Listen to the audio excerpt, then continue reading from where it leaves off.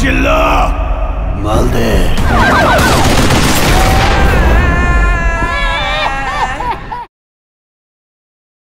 Hello জনগণ, সম্প্রতি মুক্তি পেয়েছে বরবাদ মুভির টিজার। আর এই এক টিজারে দর্শকদের নজরে এসেছে মুভিটি। তবে সিনেমার টিজার রিলিজ পেলেও সিনেমার গান নিয়ে এখনো দর্শকদের মনে অনেক প্রশ্ন, যে বরবাদ মুভিতে কয়টি গান থাকছে আর এই গানগুলি বা কে কে গাইছে। হ্যাঁ দর্শক, আজকের এই ভিডিওতে আমি আপনাদের এই সব প্রশ্নের উত্তর দিতে যাচ্ছি। প্রথমে বরবাদ মুভিতে গানের সংখ্যা থাকছে মোট 5টি, যেটি পরিচালক মেহেদী হাসান হৃদয় নিজেই বলেছেন 5টা গান থাকতেছে।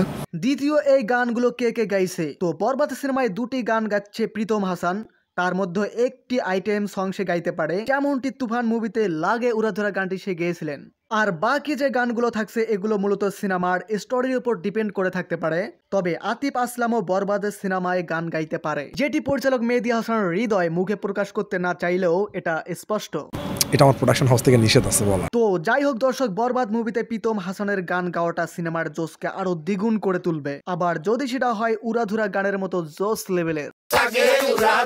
তবে সিনেমার গান রিলিজ নিয়ে এখনো কোনো পরিকল্পনা করেননি পরিচালক মেহেদী হাসান হৃদয়। সিনেমা মুক্তির আগে তো গান দিতেই হবে। তো দেখা যাক গানগুলো কবে আর কোথায় মুক্তি দেন মেহেদী হাসান হৃদয়। এদিকে শোনা যাচ্ছে বরবাদের জন্য নাকি দাগি সিনেমা ঈদে মুক্তি পাচ্ছে না। তবে কথা কতটুকু সত্য তা এখনো প্রমাণ হয়নি। তাহলে কি দাগি বরবাদের কাছে হার মানলো? সো ডিয়ার অডিয়েন্স, আজকের ভিডিও এই পর্যন্তই। ভিডিও ভালো লাগলে ভিডিওতে একটি লাইক এবং চ্যানেলটি সাবস্ক্রাইব করুন।